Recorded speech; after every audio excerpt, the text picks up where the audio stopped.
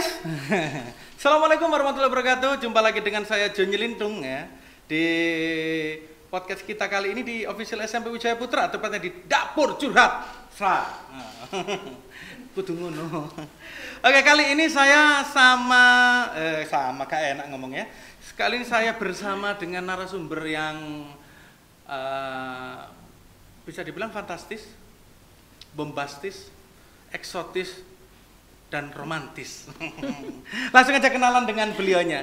Selamat siang. Ini siang ya? Udah siang ya? Iya, siang. Ya. Selamat siang Ibu Dian. Selamat siang Pak Jo. Iya, aduh, aku lihat Bu Dian ngomong langsung lepek-lepek gitu ya. Bu Dian ini dari Fakultas Psikologi ya? Iya, benar Pak. Dari Psikologi. Saya panggil Bu Dian aja ya? Boleh, silakan. Nanti nama lengkapnya biar ditaruh di bawah sini ya. Bu Dian ini di Fakultas Psikologi tentunya mengajar psikologi ya, mengampu mata kuliah psikologi. Iya, betul Pak. Ya, jangan sampai yang lain gitu kan. Bu Dian. Iya. Ini kali pertama saya undang Bu Dian ke sini. Ya, terima kasih sekali sudah diundang. Ya. Jangan nervous dong. Ya, ini agak deg-degan karena baru pertama kali lihat kamera. Aduh, lihat kamera baru pertama kali. Oke, kalau gitu kita tes dulu. Tesnya gini. Gitu. Oh, iya, gini. biar nggak Iya. nervous. Baik, Bu Dian, mau saya tanyakan terkait dengan pembicaraan kita di awal kemarin. Iya. Bahwasanya di ranah psikologi dan juga di ranah SMP Wijaya Putra ada satu kejadian yang unik, yaitu apa ya istilahnya ya? Kalau orang-orang bilang itu ini apa ya, mengidap ya? Kok mengidap? Mengidap penyakit ya? Bukan ya? Ini ada satu perbuatan, aduh, apa ya namanya Bu ya? Terindikasi ya gitulah. Ada terindikasi yang namanya ADHD. Iya. Gitu. Sebelumnya saya mau tanya, ini ADHD sendiri itu apa sih Bu? Oke, baik. Sebenarnya ini istilah dalam bahasa Inggris ya, ADHD. Cuma kalau dalam bahasa Indonesianya kita bisa menyebutnya gangguan pemusatan perhatian dan hiperaktivitas, disertai hiperaktivitas. Aduh, gangguan ya guys. Jadi ini biasanya memang dideteksi pada saat anak-anak sebelum usia 7 tahun. Ini Bu, karena ini kan namanya gangguan. Iya. Gangguan ini katanya tadi Ibu dideteksi dari anak-anak sudah bisa dideteksi. Sebenarnya ADHD sendiri ini kan kalau ngomong dari gangguan itu beda nggak dengan penyakit? Bukan penyakit. ADHD bukan penyakit. Bukan. Kalau dalam psikologi ini kan sebenarnya sama-sama ya Pak ya. Cuma kalau dalam psikologi kan kita menyebutnya gangguan ya. Istilahnya gitu. Istilahnya, karena ini hubungannya dengan gangguan perkembangan gitu ya.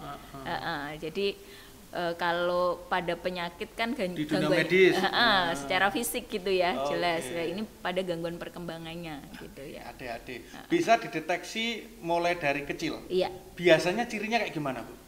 Biasanya kalau pada anak-anak yang paling menonjol adalah susah untuk konsentrasi gitu ya. Susah untuk konsentrasi. Ya. Kalau misalkan anak yang melamun gitu, sering melamun, diem sendiri, itu termasuk ADHD? Tidak.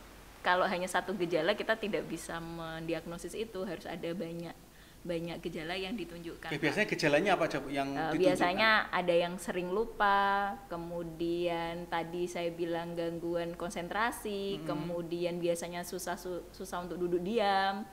Biasanya juga susah untuk bicara secara sistematis, jumping gitu ya. Untuk pada anak-anak yang sudah usia agak remaja itu biasanya kadang suka untuk memotong pembicaraan orang lain. Nah, kadang seperti itu. Kebiasaan seperti itu bisa menjadi salah satu indikasi ADHD. Iya, salah satu. Oke. Tapi kalau misalkan dari beberapa ciri-ciri tadi, kalau sudah muncul, apakah sudah pasti ADHD atau belum tentu itu ADHD? Ya itu harus dicek dulu Pak. Oh, gitu. Ada tesnya ya? Ada tesnya, ada screeningnya. Oh, gitu. Jadi itu harus di screening dulu supaya tahu. Screeningnya pun kalau pada anak-anak ya harus pada orang tua bisa, pada guru juga bisa. Artinya tidak bisa hanya di satu tempat gitu ya. Jadi bisa di rumah dan juga di sekolah seperti apa. Oke Bu, kalau gini, apabila nih saya atau mungkin ada guru-guru SMP yang lain atau mungkin ada orang tua yang melihat ada ciri-ciri seperti itu, langkah pertama yang perlu saya lakukan apa Bu untuk mengantisipasi adanya gangguan yang dialami oleh individu tersebut? Yang pertama ya harusnya memang dia harus dibawa ke psikolog dulu gitu ya, untuk tahu. Kita kan nggak bisa mendiagnosis secara mandiri ya gitu ya, jadi butuh bantuan ahli. Ada tim khusus ya, tim ahli khusus ya di psikologi bisa tahu, ya? Untuk bisa tahu. Tapi kalau di psikologi sini melayani? Iya, melayani. Melayani ya Bu ya. Oke guys, kalau di sini ada gangguan ADHD itu melayani nih. Untuk informasi lengkapnya di segmen berikutnya. Saya lanjutkan dulu guys. Nah, gini Bu. Iya. Jangan tegang dong. Iya, kok tegang jadinya. Ini enak nih ADHD ini ya. Kita kan sudah ngomong terkait cirinya seperti apa, seperti itu. Kemudian kalau misalkan ketemu dengan anak-anak yang seperti itu bisa hilang nggak Bu? ADHD itu bisa hilang nggak? Atau bisa normal kembali seperti layaknya individu yang lain? Oke. Jadi rata-rata memang ada yang bisa sampai dewasa gitu ya, bertahan. Ada yang memang bisa artinya kondisinya bisa maksimal gitu ya, artinya dia bisa berdaya guna ketika dia mendapatkan treatment yang lebih awal. Jadi makanya kenapa kok sebenarnya deteksi ADHD itu lebih awal gitu ya, lebih baik, karena nanti treatment yang diberikan juga akan lebih maksimal. Deteksinya kalau ngomong lebih awal, idealnya umur berapa Bu? Sebelum usia 7 tahun. Sebelum usia 7 tahun, wah berarti saya harus tes ini ADHD ini. Iya, jangan-jangan ada juga ya Pak. Juga sering lupa nggak Pak? Sering lupa saya. Ya, sering lupa. Siapa anak ini ya? Itu juga bisa jadi salah satu. Sering lupa. Apalagi kalau misalkan tanggal tua ya Bu ya, lupa saya. Apa ini? Lupa ya. Gitu, lupa ingatan saya ini. Oke Bu. Kesimpulannya yang terakhir ini Bu mau saya tanyakan terkait dengan ADHD sudah bagaimana sih kita menyikapi hal itu kalau misalkan ada, mungkin ini informasi untuk orang tua yang wali murid yang mungkin masih punya anak yang kecil itu, mungkin pesan yang ingin disampaikan apa Bu ini? Oke, yang pertama harus aware gitu ya tentang. Aware itu apa Bu? Ini ada yang nggak tahu, ini kameramen juga nggak tahu aware itu apa ini. Harus lebih peduli gitu ya Pak, lebih perhatian tentang kondisi anak, tahu tentang perkembangannya, sehingga tahu apabila anak kita memang mengalami hambatan dalam perkembangannya. Lebih terbuka ya, jangan ditutup-tutupi. Kalau memang punya masalah, dirasa ada masalah pada anak, ya udah ceritakan aja, biar kita juga tahu solusinya. Lebih cepat nyari pertolongan. Tapi terkadang tuh orang tua kan denial gitu ya. Ini anak saya sama kok, normal seperti anak yang lain ya. Ini yang sering sekali muncul di masyarakat. Betul. Anak saya biasa aja, normal aja. Padahal kalau misalkan diteliti lebih lanjut lagi juga ada masalah sebenarnya. Iya betul. Oke, terus ada lagi Bu? Itu yang utama itu dulu. Karena deteksi awal itu biasanya tidak langsung dari orang lain ya, dari orang tua, dari keluarga yang memang mengasuh dia, yang biasanya itu terlihat ciri-cirinya. Setelah itu kalau sudah tahu dan memang harus sesegera mungkin gitu ya untuk mencari ahli yang memang di bidangnya untuk biar tahu diagnosis yang tepat seperti apa. Jadi kadang tuh kita mudah untuk mendiagnosis sendiri yang tanpa ahli lah, itu yang nantinya jatuhnya ke anak juga akhirnya mungkin nggak tepat intervensinya ya, seperti itu. Gitu ya. Nah mungkin itu guys,